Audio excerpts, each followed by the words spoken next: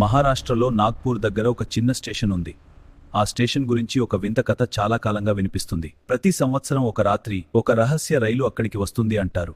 గ్రామం వాళ్ళు ఒక మాట చెబుతారు, అర్ధరాత్రి తర్వాత ఆ స్టేషన్ దగ్గరికి వెళ్ళవద్దు అంటారు. ఎందుకంటే ఆ సమయంలో వచ్చే రైలు సాధారణ రైలు కాదు అంటారు. ఆ రైలు ఎక్కడి నుంచి వస్తుంది, ఎక్కడికి వెళ్తుంది, అందులో ఎక్కిన వాళ్లకు ఏమవుతుంది? ఈ కథలో నిజంగా ఏమైంది తెలుసుకోవాలి అంటే పూర్తి కథ చూడండి. రాహుల్ అనే యువకుడు ఆ రహస్య రైలు కథ గురించి విన్నాడు. అది నిజమా కాదా తెలుసుకోవాలి అనుకున్నాడు. అతను నాగ్పూర్ నుంచి కళ్యాణ్పూర్ స్టేషన్ దగ్గరకు వచ్చాడు. రాత్రి సమయం వచ్చింది. స్టేషన్ మొత్తం నిశ్శబ్దంగా ఉంది. గాలి శబ్దం మాత్రమే వినిపిస్తుంది. రాహుల్ ఒంటరిగా ప్లాట్ఫామ్ మీద నిలబడ్డాడు. స్టేషన్ గడియారం అర్ధరాత్రి సమయాన్ని చూపించింది. చుట్టూ ఎక్కడా మనుషులు లేరు. రాహుల్ మాత్రం అక్కడే ఉన్నాడు. సారి దూరం వైపు నుంచి రైలు హారన్ లాంటి శబ్దం వినిపించింది. రాహుల్ వెంటనే రైల్వే ట్రాక్ వైపు చూశాడు. కాని అక్కడ ఏ రైలు కూడా కనిపించలేదు. కొన్ని క్షణాల తర్వాత రైల్వే ట్రాక్ మీద గాఢమైన పొగ కమ్ముకుంది. ఆ పొగ మధ్యలో ఏదో కదులుతున్నట్టు కనిపించింది. రాహుల్ ఆ దృశ్యం చూసి ఆశ్చర్యపోయాడు. ఆ పొగ మధ్య నుంచి ఒక పాత రైలు నెమ్మదిగా బయటకు వచ్చింది. ఆ రైలు ప్లాట్ఫామ్ దగ్గరకు వచ్చి ఆగిపోయింది. రాహుల్ ఆశ్చర్యంగా చూస్తూనే ఉన్నాడు. ఆ రైలు తలుపు మెల్లగా తెరుచుకుంది. లోపల మసక వెలుగు కనిపించింది. కాని అక్కడెవరూ కనిపించలేదు. రాహుల్ ఇంకా దగ్గరకు వెళ్ళాడు.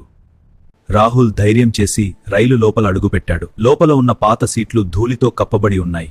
ఆ రైలు ఎంతో కాలంగా ఉపయోగంలో లేనట్టు కనిపించింది. ఒక సీటు మీద ఒక పాత బ్యాగ్ కనిపించింది.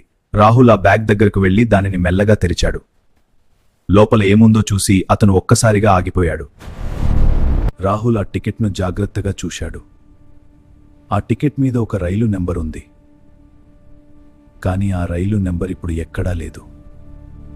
ఆ సీటు పక్కనే ఒక పాత పేపర్ కనిపించింది. రాహుల్ దానిని తీసి చదివాడు. ఆ పేపర్లో ఒక విచిత్రమైన వార్త ఉంది. ఆ పేపర్లో ఒక పాత వార్త ఉంది.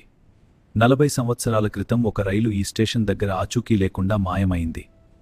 ఆ రైలు ఇప్పటి వరకు ఎక్కడా కనిపించలేదు. రాహుల్ మనసులో ఒక సందేహం వచ్చింది. ఈ రైలు అదే మాయమైన రైలా? అలా అయితే ఇది ఇక్కడికి ఎలా వచ్చింది? ఒకసారి రైలులో అడుగుల శబ్దం వినిపించింది.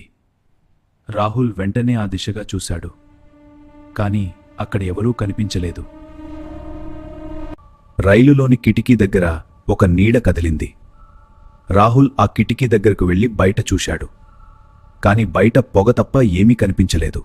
ఒకసారి ఆ రైలు మెల్లగా కదలడం ప్రారంభించింది. రాహుల్ ఆశ్చర్యంతో చుట్టూ చూశాడు. ఎవరూ ఆ రైలును నడపడం లేదు. రైలులో ఒక పాత ప్రయాణికుల జాబితా ఉంది.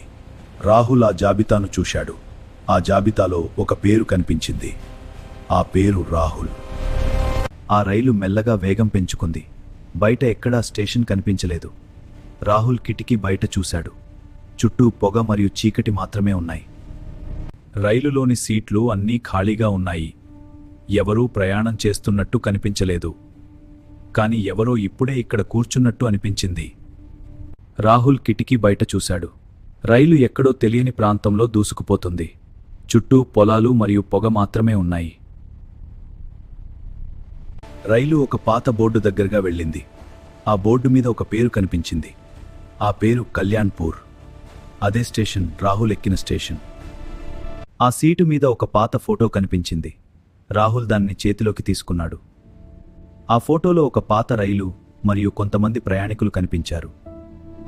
రాహుల్ ఆ ఫోటోను జాగ్రత్తగా చూశాడు. ఆ ఫోటోలో ఒక ముఖం కనిపించింది. ఆ ముఖం రాహుల్ ముఖంలాగే ఉంది. అది చూసి అతను ఆశ్చర్యపోయాడు. రాహుల్ చుట్టూ ఖాళీగా ఉన్న సీట్లు ఒక్కసారిగా మారాయి. అక్కడ మసక కొన్ని నీడలు కనిపించాయి. అవి ప్రయాణికుల రూపంలో ఉన్నాయి. ఆ నీడలు నెమ్మదిగా స్పష్టంగా కనిపించాయి. అవి 40 సంవత్సరాల క్రితం మాయమైన ప్రయాణికులే. రాహుల్ అది చూసి భయపడ్డాడు. ఆ ప్రయాణికులందరూ రాహుల్ వైపు చూశారు. అప్పుడు రాహుల్కి ఒక భయంకరమైన నిజం అర్థమైంది. ఆ రైలు ఇప్పుడు తిరిగి మాయం కాబోతోంది. ఆ రైలు చివరికి పొగలో మాయమైంది. రాహుల్కి ఏం జరిగింది ఎవరూ తెలుసుకోలేకపోయారు. మీరు రాహుల్ స్థానంలో ఉంటే ఆ రైల్లోకి ఎక్కేవారా? ఇలాంటి కథల కోసం లైక్ చేయండి, షేర్ చేయండి, సబ్స్క్రైబ్ చేయండి.